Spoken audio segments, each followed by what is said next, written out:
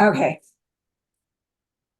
We're going to do Operation Neptune, which was a vital piece of Operation Overlord. Almost 7,000 ships, boats, and amphibious craft participated in Operation Neptune. The total was 80% British, including Canadian and Australian, 16.5% US, and the rest came from France, Holland, Norway, and Poland. Newsreel coverage of D-Day inevitably began with the thundering barrages of the big guns from the bombarding ships. But D-Day actually started with dress rehearsals, and one of those was very costly. Exercise Tiger was supposed to ready Force U for landing at Utah Beach in Normandy in the spring of '44. 221 vessels were in and around Lyme Bay on the south coast of France. Because the exercise had to provide Force U with a realistic experience of combat, it included all equipment fully loaded that the men would be later bringing on to Utah Beach.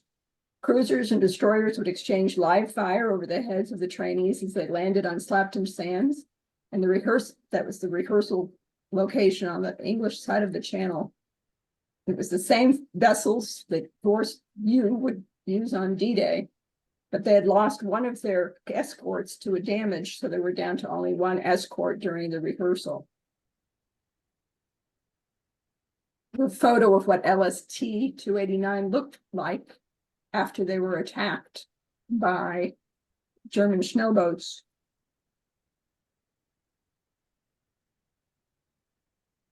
This is a female cover from LST-507. It was the first ship sunk by the Germans that night. 202 lives were lost. This female is from the ship's cook, second class Samuel Lamb, who was aboard the ship. Lamb was one of only 94 survivors.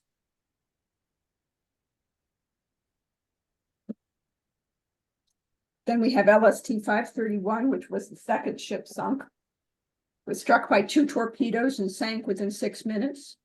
467 men died out of 496 Army soldiers and naval crew. This cover is a number 10 penalty dated January 22nd, 1944. And we go on to LST-289. It was torpedoed. That was the first ship you saw with basically no rear end. It's limped its way back into Dartmouth. They lost 13 people. This is a cigarette thank you card from storekeeper third class J.W. Griffin, dated November 30th, 1943. Griffin was actually killed during Exercise Tiger. Historians are unclear on the exact number of victims, but all agree that the death toll approached or exceeded 700 on this particular attack, more than would die in the actual landings at Utah Beach some 5 weeks later. 197 people died at landing on Utah Beach. Ultimately, the deaths from Exercise Tiger were added to the totals of deaths on D-Day. Then we have Operation Gambit, which is also part of Operation Overlord. This was 2 mini-subs, X-20 and X-23, acting as light ships to help the D-Day invasion fleet land on the correct beaches. They set off on June 2nd, and the ships arrived in position off Normandy on June 4th, but the delay and bad weather caused them to be ordered to remain in position until 4:30 a.m. on June the 6th, when they finally surfaced and then started erecting the navigational aids. An 18-foot telescopic mast with a light shining seaward and a radio beacon with echo sounder, tapping out the message for the minesweepers approaching Sword Beach landing area. This is a photo that was actually taken of one of the mini-subs crossing the channel right before Normandy.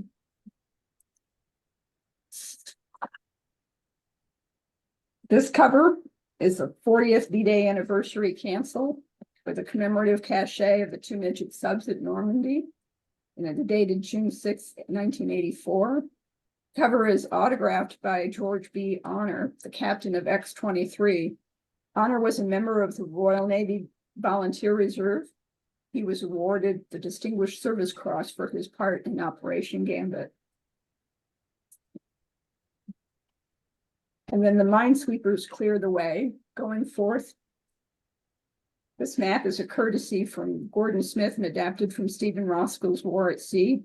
It's the best map I could find that shows how the minesweepers came down and in towards the areas. You can see the channel here for the minesweepers, what they were calling the spout, and the beaches here that they were going to be landed on. Mine Squadron 7 consisted of 9 U.S. Navy minesweepers and 1 British Royal Navy motor launch. The mission was to clear one of 2 assault channels and fire support off of Utah Beach. The plan was that the sweeping group would tail, overlapping in echelon, so that the leader, which was the USS Staff, would go the last 12 miles of the assault channel by first, with the other ones overlapping and protected behind it. If they brought up a mine, then the Royal Navy motor launch would come in, and it would to sink the mines with gunfire. 2 of the minesweepers were dedicated layers of Dan buoys to lighted floats that marked the edges of the swept channel so that everybody would know where they were supposed to keep their ships. This is a cover, it's an airmail cover dated July 26, 1944, from Soundman 3rd Class William Leary aboard the Staff.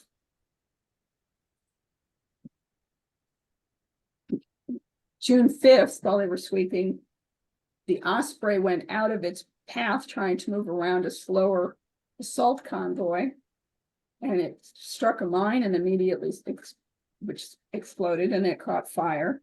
Chickadee came in to rescue those survivors, while the remaining sweepers closed ranks and pushed on to Normandy. At approximately 2300, the sweepers of Squadron A were turning into the fire support area for Utah Beach, 6 miles off and well within range of the shore batteries.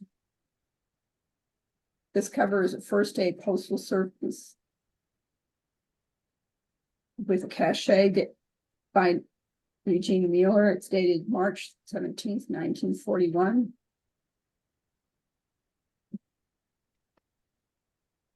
Here we have 3 number 10 penalty covers from the Auk, the Broadbill, and the Chickadee. These were all part of the minesweeping group that went across.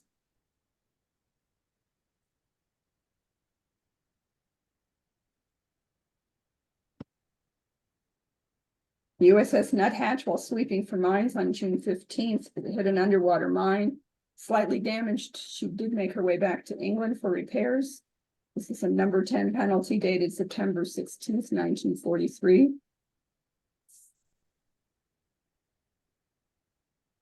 Another minesweeper, Pheasant, worked to clear the channel towards Omaha Beach.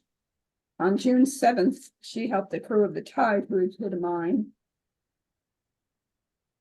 This is Sailor Mail from Motor Machinist Mate 2nd Class W.E. Bellamy, dated April 18th, 1945. Bellamy was aboard the Pheasant during D-Day operations.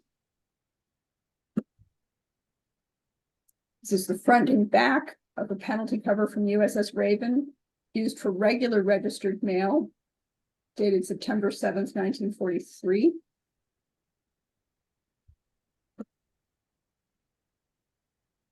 USS Swift was part of the 18th Mine Division. On June 6th, off Cherbourg, threat fired on.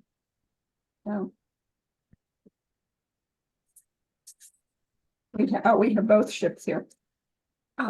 Threat's the other one. Off Cherbourg, threat fired on German fortified positions and hit an ammo dump, which exploded.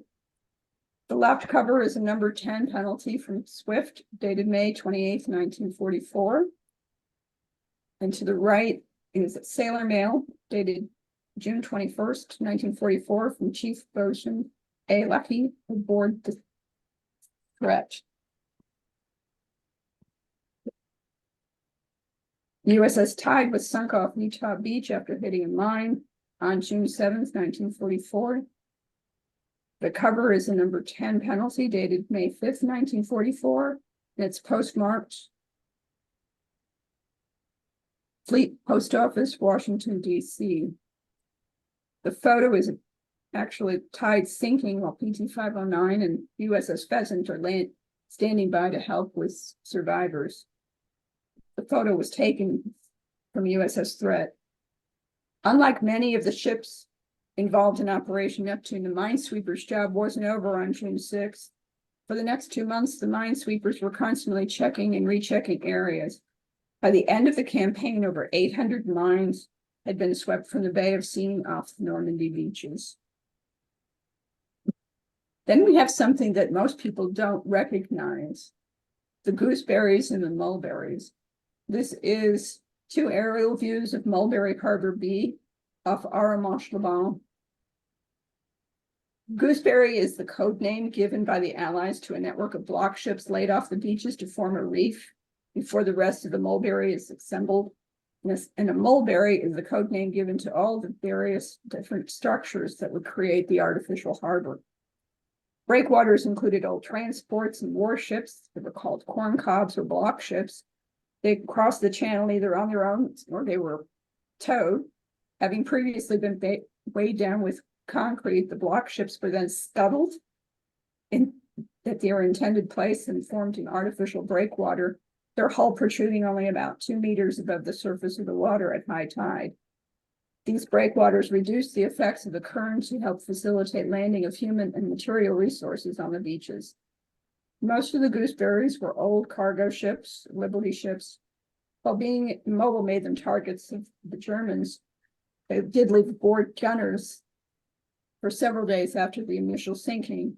Several gooseberries are actually credited with shooting down enemy planes.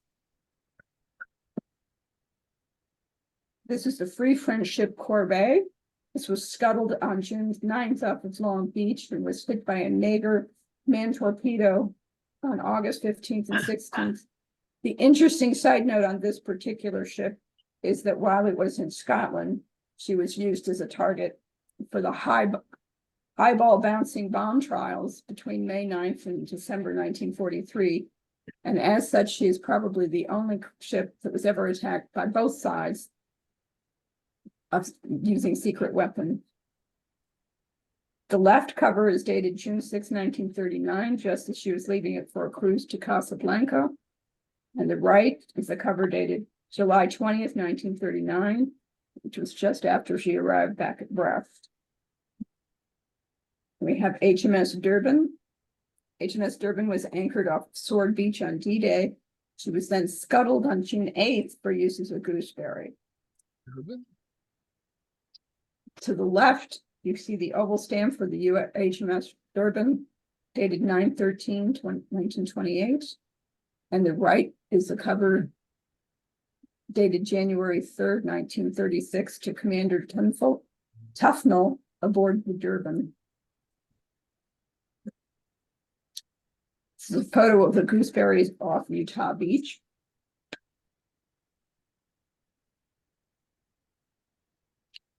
The USS Amos G. Throp was one of 22 merchant ships used as a block ship. Throp was credited for the destruction of 1 German aircraft on June 9th, 1944. The cover is from Storeman First Class James L. Loudon aboard the Amos G. Throp, dated March 25th, 1945.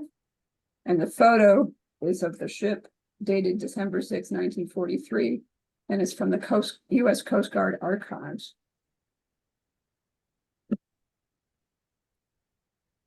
This is a photo of the block ships in a mulberry off of Gold Beach.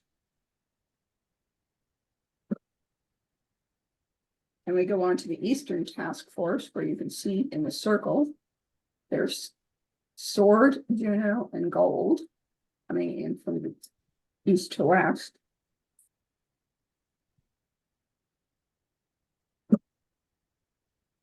On Sword Beach, we had HMS Arethusa was off Sword Beach on D-Day. The cover is the reverse side of a wartime sailor mail with censor initials.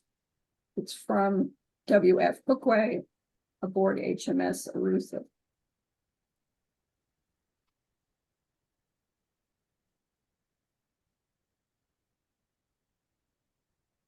And on June 6th, HMS Ganai was operating off of Sword Beach. The cover is dated June 19th, 1936. 1943 and is signed by Danny's commanding officer while they were visiting the U.S. You can see that it's got the U.S. postmark from Rockland, Maine as well.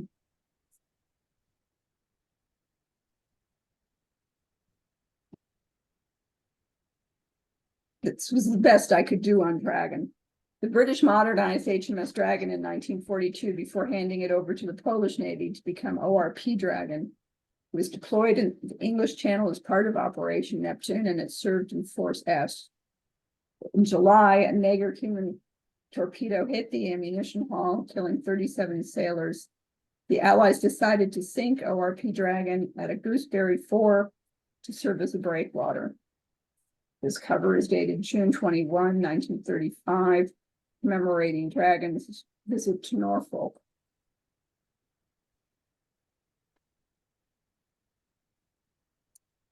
HMS Prince Leopold was originally built as a seagoing ferry. It was requisitioned by the Admiralty and converted to an LSIS. She landed troops on Sword Beach. She was hit by a gnat from U-621 on July 29 and sank off Normandy. The photo is of Prince Leopold before conversion. The cover is dated September 22nd, 1943. It's to Lieutenant D.I. Barrow aboard HMS Prince Leopold.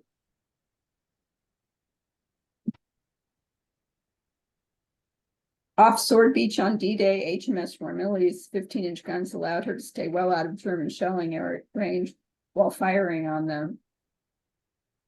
This is a registered cover mailed from Raynham, London to HMS Ramillies with an illegible date. Also shown is an unused picture postcard of HMS Ramillies.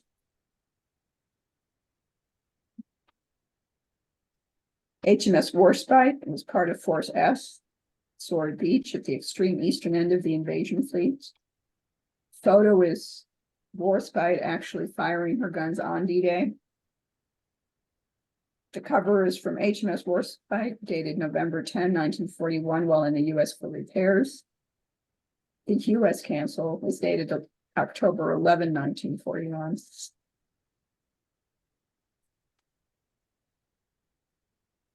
And we have Juno Beach.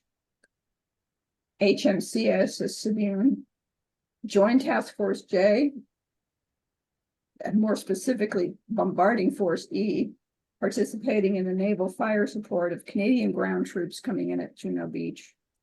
The cover is the sailor mail dated June 20th, 1941, sent by Lieutenant H.J. Sutherland aboard HMCS Assiniboine.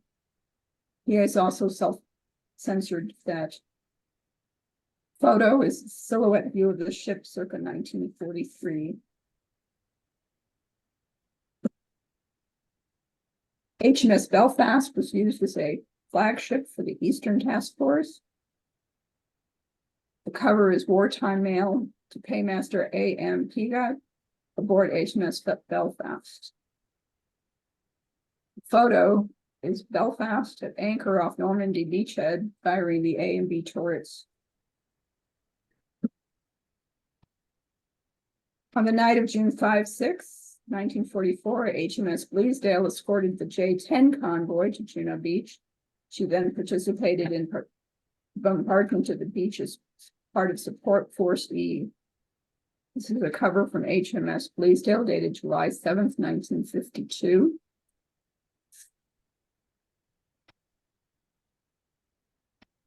HMS Diadem crossed the channel the night of the 5th, 6th June in the direction of Juno Beach in charge of opening fire on the Molyneux battery, which the German artillery position, it had 4 10-centimeter guns. The cover is dated May 23rd, 1944. It's from Barbados to England and redirected to HMS Diadem.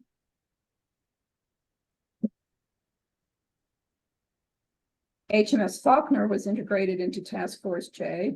On D-Day, she opened fire on the German positions. And the next day, General Bernard Montgomery was on board to cross the channel and visit the troops on the front. This is a registered cover from HMS Faulkner with an illegible date. HMS Fury was part of Bombarding Force E also, under the command of Task Force J. In the morning of D-Day, she participated in a naval bombardment against German positions.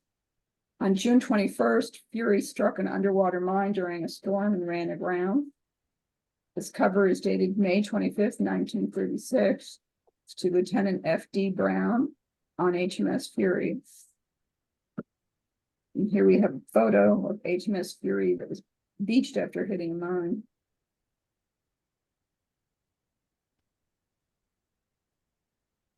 HMCS Sioux bombarded the shore batteries on Juneau Beach for about 40 minutes during the initial landings.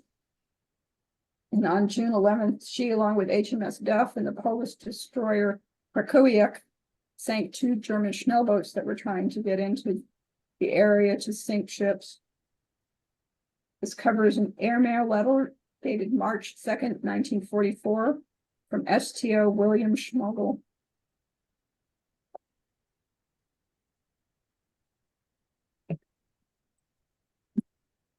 And here's a photo of what HMCS Sioux looked like during Operation Neptune.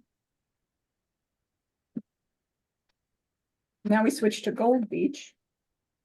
And following modernization in the US, HMS Ajax returned to the UK in time to serve in Operation Neptune with Force G at Gold Beach.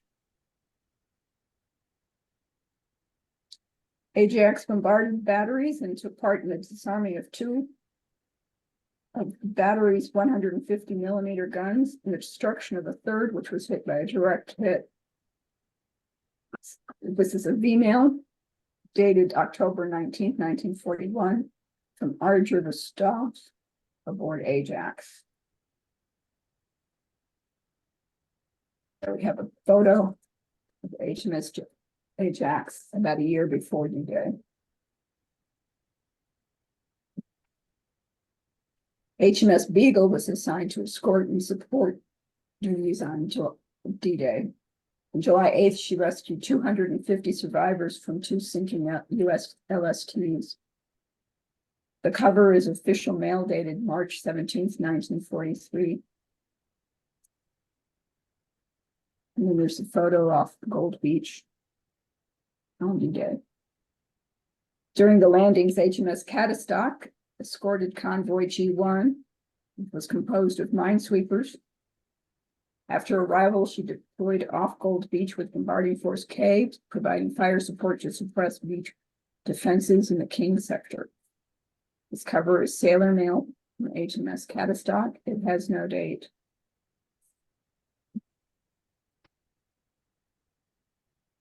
HMS Jervis was off Gold Beach on D-Day also, provided fire support for the British land troops.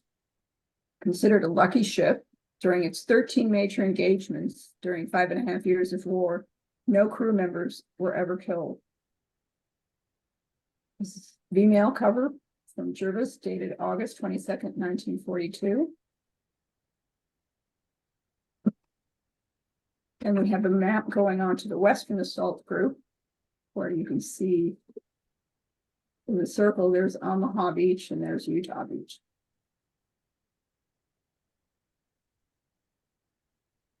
Western Task Force was comprised mostly of US, French, and British ships. This cover, one of my favorites. This is the Augusta, which was the flagship of the Western Task Force. On board were both Admiral Alan G. Kirk and General Omar Bradley. This cover is a drawing of the Augusta and the Normandy coast. It is dated June 6, 1944. It is autographed by Rear Admiral A.G. Kirk. The photo shows from left to right, Kirk, Bradley, Stubbles with the binoculars, and Keane on the deck of the Augusta on D-Day.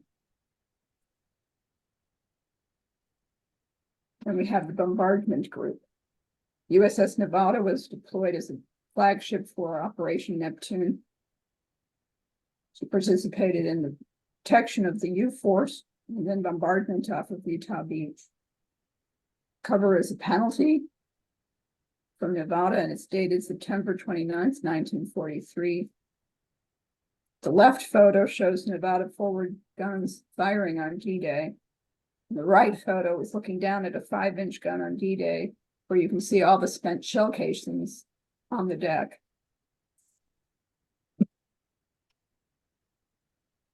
USS Tuscaloosa bombarded German batteries on D-Day.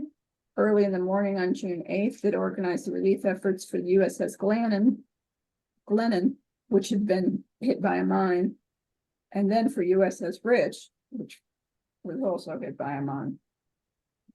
The Tuscaloosa covers sailor mail from machinist mate first class G.A. Stoops aboard the Tuscaloosa. It's dated August 9th, 1943. And from D-Day to June 17th, the USS Quincy supported the advance of U.S. land forces by fire and engaged opposing batteries that sought to destroy ships. Its cover is sailor mail from Fireman Second Class Edmund J. Meyer, dated March 6, 1944. On June 6th, Corey anchored off Utah Beach. Shortly before dawn, it bombarded the German batteries. When a plane charged with scattering a protective smoke screen was shot down by anti-aircraft defense, the Germans now had a good visual on the destroyer and began targeting her. At the exact moment of landing on Utah Beach at 6:33 a.m., shells hit the Corey directly below the surface of the water at the keel, and she began to sink. 24 crew members died, 6 were wounded. Cover on the top is a penalty cover dated May 1944. There is no date specific on that. And the right is sailor mail from Sailor First Class John Lukács, dated April 18th, 1944.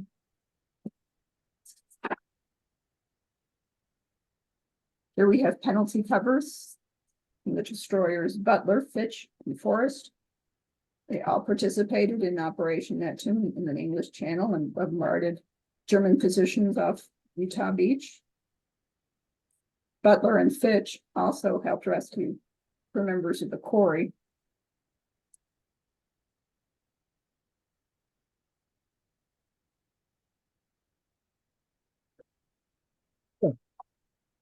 On the night of June 5-6, USS Girardi escorted Allied warships to Utah Beach, where it then bombarded German positions in the sector until June 25th.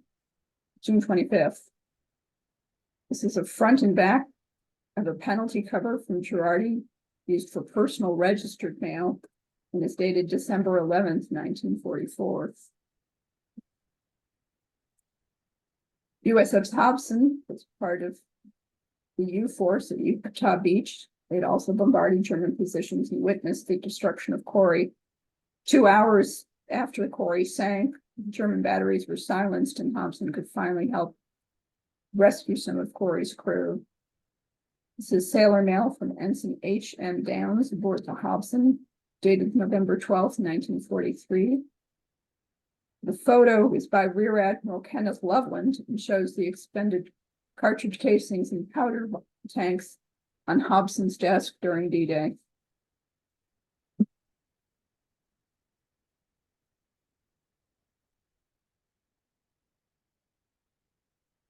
On D-Day, USS Harridan was off Utah Beach down front in what was called Ball-Headed Row, ahead of the first assault waves.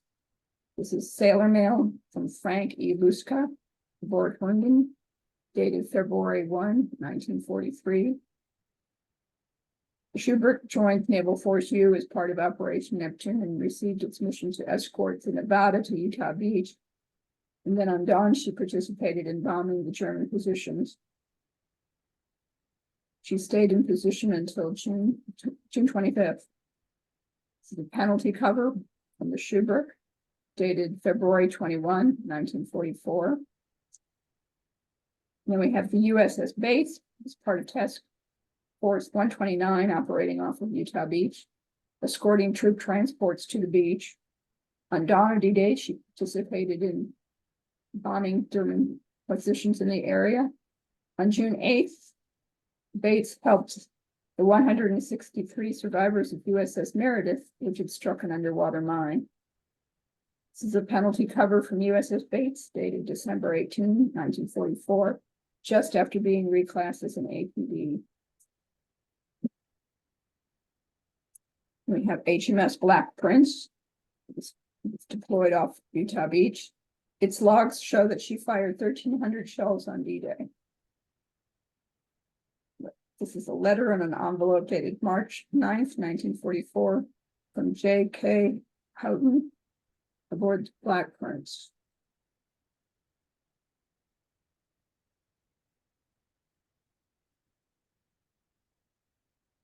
On June 4th, Barton saved the crew of LCT 2498, which was sinking in the English Channel on their way to Normandy. It participated in D-Day with naval support firing for landings off of Utah Beach. This is the number 10 penalty cover from Barton, dated June 2nd, 1944. As part of its naval force at Utah Beach, USS Jeffers participated in bombing the German positions on the coast and helping other ships that were having difficulties. On June 29th, she began crossing the English Channel to escort supply ships to Normandy. This is the number 10 penalty cover stamped private mail from Jeffers, dated September 17th, 1943.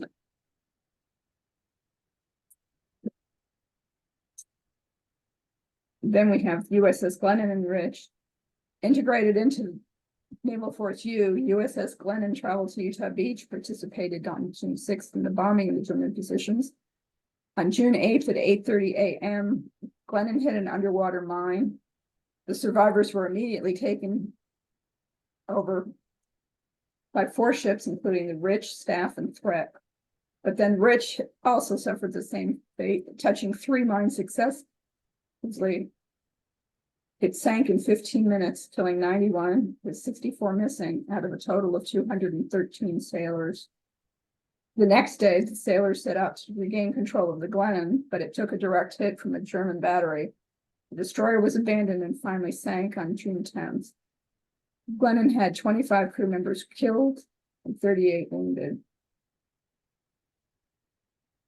To the left is sailor mail from Lieutenant Junior Grade D. Gilman aboard the Glennon, dated June 19th, 1944. Yes, that is 10 days after, but as we know, if you were on the ship until you were deployed, you were still on the ship that sank. So to the right is a penalty cover from Rich, dated April 5th, 1944. Part of Task Force U, USS Meredith escorted warships and troop ships to the Utah Beach area and participated in the bombardment of German positions. On June 7th, she hit an underwater mine whose explosion killed 7 crew members and left 50 wounded or missing. Towed so that it would not sink, there was a target on June 9th of a German air attack, and the destroyer was cut in 2. Of the 279 survivors of the mine explosion, only 163 sailors managed to be saved by USS Bates after the German aerial attack. This is sailor mail from Seaman First Class James W. Jameson, dated April 30th, 1944. Jameson survived the sinking. And this is a photo of Meredith cut in 2. You can see it's still attached to a tow ship after this was the German aerial bomb attack. On D-Day, USS Laffey participated in bombing the German positions off Utah Beach. In the days that followed, it reinforced the naval fire support for the U.S. forces. It's the number 10 penalty from Laffey, dated February 27th, 1944. And this is a photo of Laffey wearing a dazzle pattern camouflage. It's a Free French ship Recamier. It's off the Utah Beach. Sailor mail is dated September 3rd, 1945. We get to the attack ships. USS Bayfield was used as the flagship vessel heading to Utah Beach, carrying Rear Admiral D.P. Moon, commander of Task Force 125. and General J. Lawton Collins, commander of the U.S. 7th Corps. This is sailor mail from Carpenter's Mate 3rd Class Benjamin Basago, dated December 20, 1943.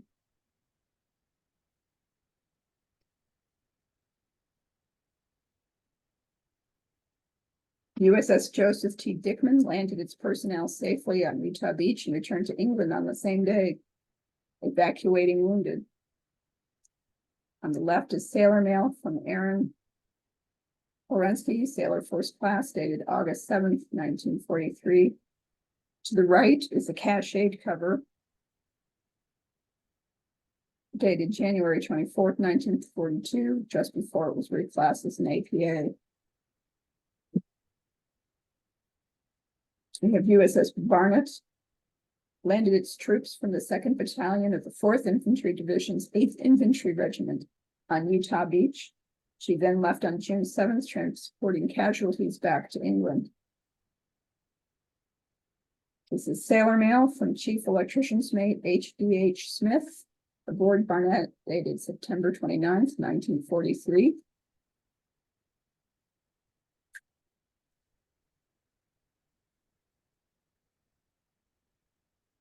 Early in the morning on June 7th, while transporting soldiers of the 90th Infantry, USS Susan B. Anthony struck a mine that exploded under her number 4 hold.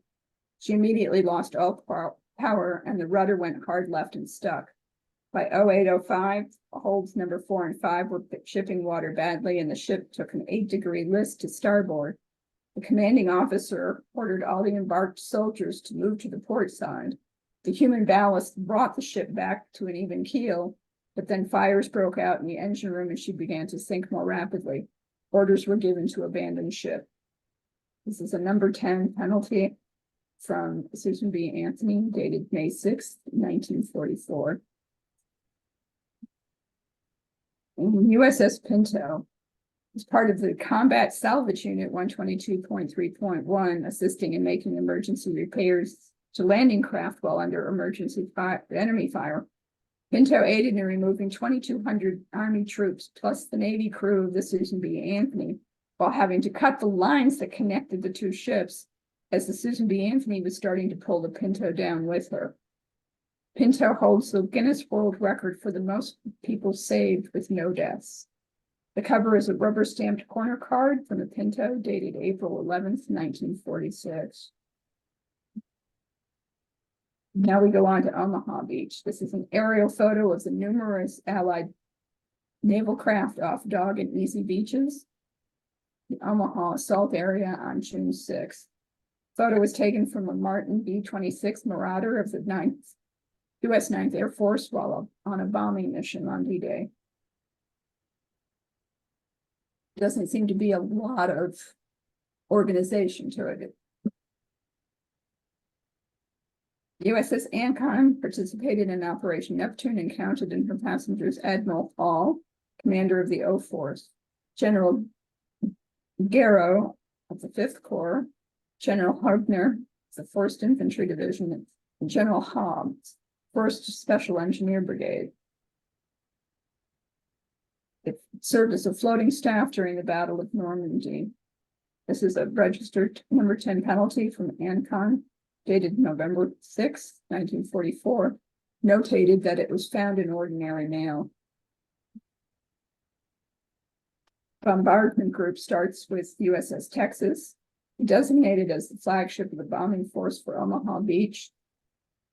On June 6th, it reached its position of 11 kilometers off Point de Hoc, and it began its bombardment, but the German resistance is such that the Texas is obligated to approach to 2.7 kilometers from shore. This is sailor mail from LP Vivamonte aboard Texas, dated January 1st, 1945. Photo is of Bombing Force O. From left to right, there's USS Texas, and you've got HMS Glasgow, USS Arkansas, Free French ship George Lakes, and the Free French ship Montcalm, all there in the photo. HMS Glasgow participated in Operation Neptune and bombardment support Force C off Omaha Beach. This is a cover dated July 11th, 1942 to H.B. Hart aboard HMS Glasgow. The photo is showing the ship firing off Omaha Beach.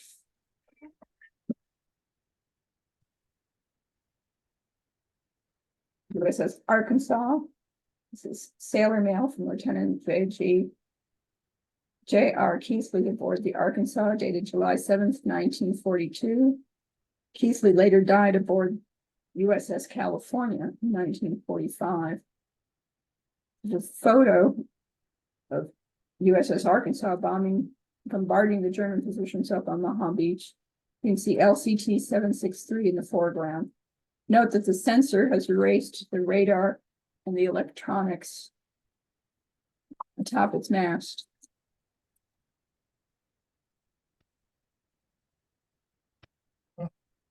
HMS Bologna's duty was to help support on Omaha Beach landings in the American sector.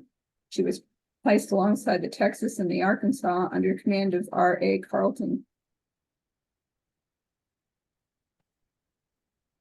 Bryant. As the Army advanced, Bologna fired her guns inshore at targets spotted by aircraft and forward observers. On several occasions, Bologna returned to Plymouth to get more ammunition and change her gun barrels because of wear. At night, she always closed in on shore to provide supporting fire. This is the 1946 cover to Walter T. Welch aboard the Bologna. And we have the Free French ship, the Georges Lex. Was in North Africa when France fell and she joined the Allies. She was refitted at a Philadelphia shipyard in 1943 and then supported the Allies in landing at Omaha Beach. This is sailor mail dated May 6, 1943 from the FNFL Georges Legs. And here's a photo during Operation Neptune.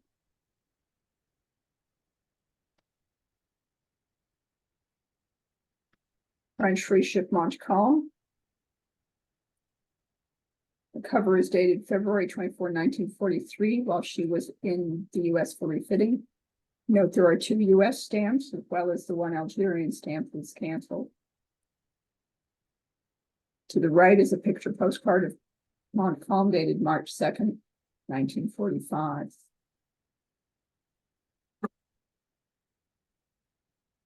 When we get to the escort group, on D-Day, USS Baldwin was deployed with the Western Task Force under American command. On June 9th, it destroyed a German E-boat. To the left is sailor mail from Lieutenant Glenn A. Kirby aboard the Baldwin, dated November 7th, 1944. And we have the Carmack managed to destroy a German Hunkel bomber flying over the Armada. This is the number 10 penalty envelope used for personal mail, dated February 11th, 1944. The envelope is to the Netherlands, West Indies, and is marked for Princess Juliana's 1944 visit there. The translation reads, Princess Juliana in our midst. On D-Day, USS Doyle and USS Emmons boarded the landings near Omaha Beach, particularly against the German WN-60 strong point. Emmons records show that it fired 914 127 millimeter rounds and 1,014 40 millimeter rounds. Number 10 penalty cover from Doyle's and Edmund, dated August 43 and March of 44, respectively. On June 6th, after escorting Allied warships across the English Channel the night before, Frankfurt reached its position off Omaha Beach and took part in the bombardment of the German positions in that sector. USS Harding provided fire support as well, going as close in as possible to the shore on D-Day.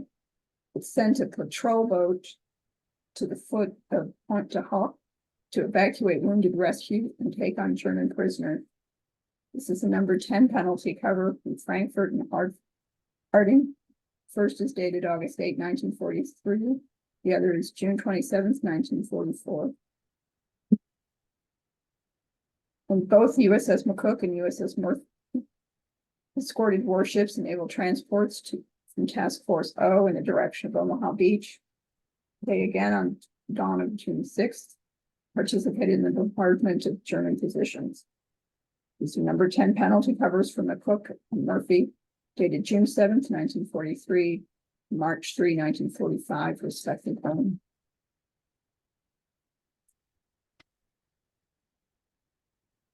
Integrated into the Naval Force O, O'Brien escorted warships and warships and transports across the English Channel in the night of June 5th, 6th. On D-Day, it took part bombing German positions off of Omaha Beach. On June 25th, she took a direct hit that killed 33 and wounded 19. To the left is a penalty cover from O'Brien, dated September 29th, 1944. And to the right is sailor mail from Lieutenant H.J. Crocker aboard the O'Brien, dated March 20, 1945. USS Plunkett and Rodman were also integrated with Naval Force O, bombing German positions on D-Day. To the left, sailor mail cover from Chief Yeoman J. Miller aboard Plunkett, dated November 27, 1944. And to the right is V-mail from Lieutenant Junior Grade T.J. Morgan aboard Rodman, dated June 18, 1943.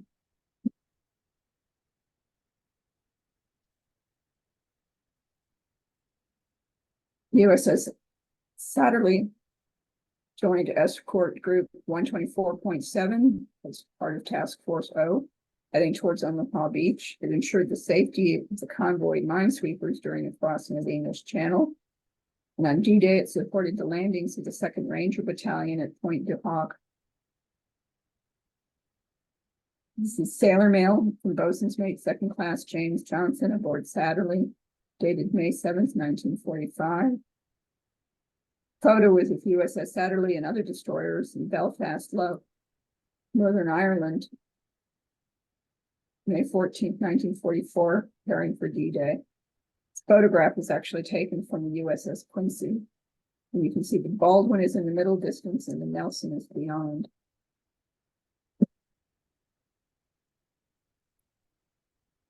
USS Task Force Thompson was with Task Force 124.7 also. On June 7th, Thompson provided fire cover for the U.S. Rangers isolated on the summit of Point du Hoc. The following 4 days, it stopped attacks from German E-boats by opening a heavy fire to dissuade the attackers and induce them to turn around. This is to the left is sailor mail from Fire Controlman 3rd Class Joe E. Cook, dated September 8th, 1945. And then as part of the 19th Destroyer Squadron, USS Wolk operated in D-Day off of Omaha Beach.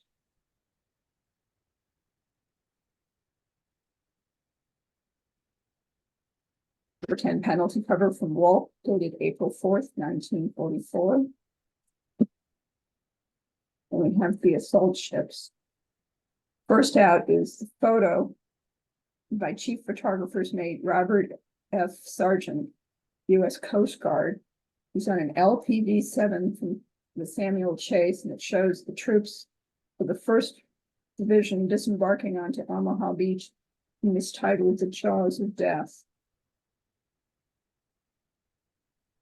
Right, we have sailor mail from Sailor 1st Class Edwin J. Wilk aboard the Samuel Chase, dated September 6, 1944. USS Henrico was part of Rear Admiral John Hall's Omaha Beach Assault Force. On June 6th, Henrico landed her troops between 16th Regiment to the 1st Infantry Division on the 1st Assault Wave. This is sailor mail from Ensign A.A. Aruzmanian, Lord Henrico, dated December 18, 1943. The Thomas Jefferson boats landed the 29th Infantry Division troops at 6:30 in the morning. The ship completed unloading that afternoon, and at sunset, recrossed the channel back to Weymouth with wounded. This is sailor mail from Coxswain A.P. Smith aboard Thomas Jefferson, dated April 8th, 1944.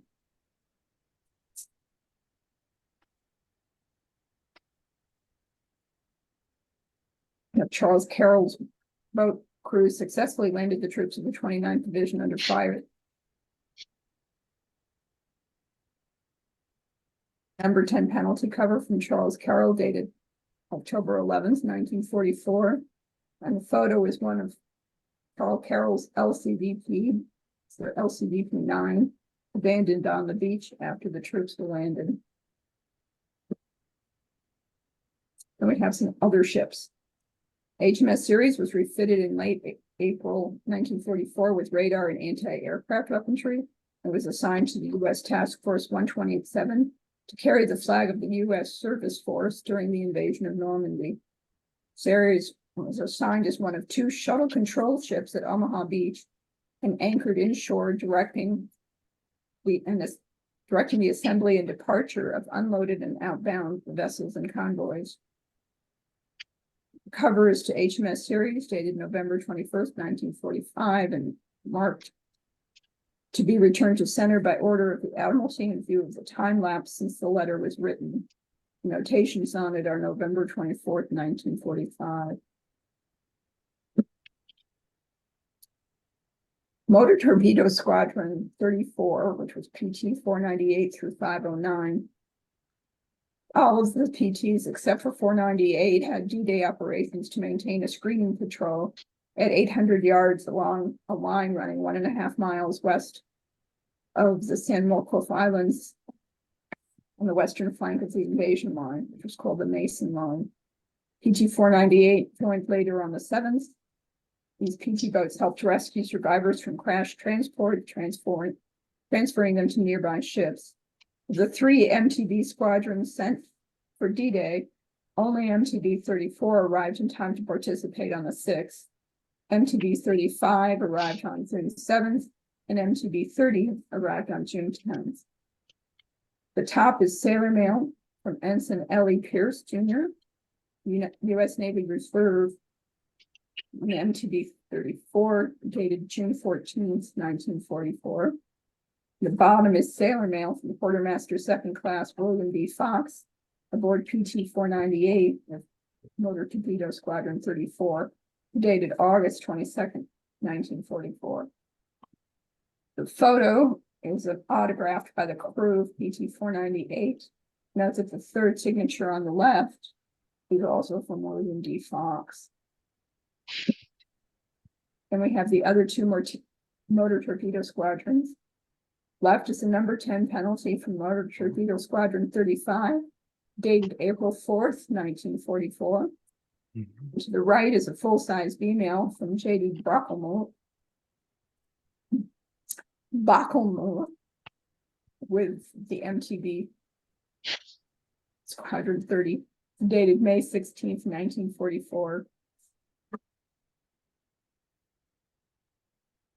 USS Anne Arundel departure troops of 646 on D-Day and then returned to England. This is a number 10 penalty used as personal mail by Lieutenant Barkin Marco aboard the Anne Arundel, dated October 11th, 1944. And then to the left, we have Dorothea Dix, who landed her troops on D-Day and then carried wounded soldiers back to England. This is an election ballot from Lieutenant Joseph C. Woodard aboard the Dorothea Dix, dated August 31st, 1944. And we get into the smaller craft. USS PC 1261 led the first wave of landing craft at Utah Beach. While en route to the beach, she was struck by an artillery shell and foundered. She is considered the first ship sunk on D-Day. So the number 10 penalty from PC 1261, dated June 3rd, 1944. We have our landing craft. USS LCIL 92 was struck by German shells shortly after reaching the beach and burst into flames. The crews fought the fires while unloading troops. The LCIL burnt throughout the day, giving off thick smoke that served as a key landmark for other Allied forces landing along the coast. The cover is a B-mail from Lieutenant Junior Grade Robert M. Salmon, U.S. Coast Guard Reserve, dated August 4th, 1943. Salmon was commander of LCIL 92. Photo was taken several days after D-Day. Shows the ship abandoned on Omaha Beach.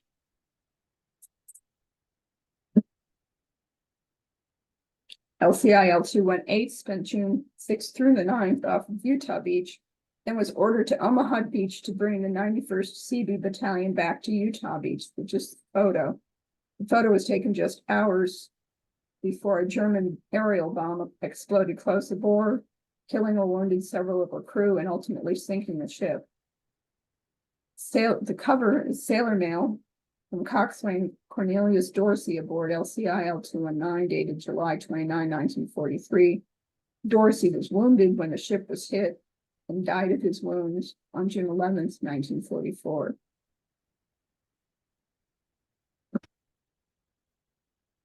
LCIL 497 was struck by a mine and then was beached.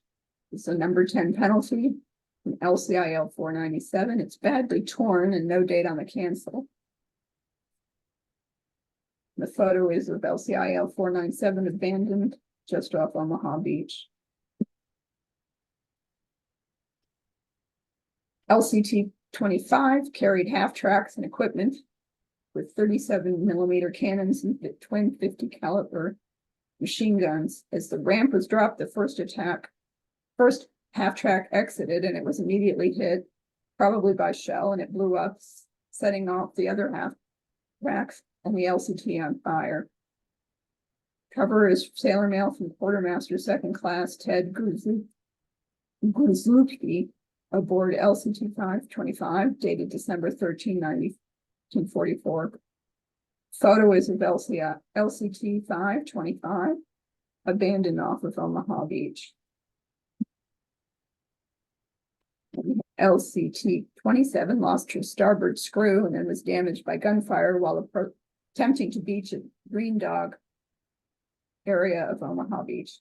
She was towed off the beach to a repair tug, but the tug was called away. Another LCT attempted to tow LCT 27 to the beach, but the badly damaged ship capsized within 1,500 yards with a loss of all vessels. The cover is sailor mail from Ensign F.D. Curtis aboard LCT 27, dated July 27, 1944, with a U.S. Army Postal Service cancel. LCT 431, nav source merely says it was lost during amphibious operations off the coast of Normandy in June 1944. This is sailor mail from Lieutenant Junior Grade C.E. Roundy aboard LCT 413, dated November 20, 1943. And we have some LSTs. LST 314 was sunk by an enemy torpedo on June 9th off of Normandy. The cover is sailor mail from Doyle W. Byers, coxswain aboard LST 314, dated 8/24/43. Byers died when the ship was sunk on 6/9/44 off the Normandy coast. Photo is of LST 314 and 374 loading cargo at Castletown, Portland, England for D-Day. LST 376 was torpedoed and sunk by German surface craft on June 9th, 1944. This is sailor mail from Ensign F.D. Bankert Jr. on LST 376, dated February 26, 1944. The photo is of LST 376 loading cargo at Castletown, Portland, England for D-Day. LST 496 was sunk by enemy mines off of Omaha Beach, June 11, 1944. cover is a number 10 penalty from LST 496 dated May 29th, 1944. And the photo is of the sunken hulk of LST 496 off of Omaha Beach. And finally, we have the Army landing areas on D-Day. And that concludes my presentation.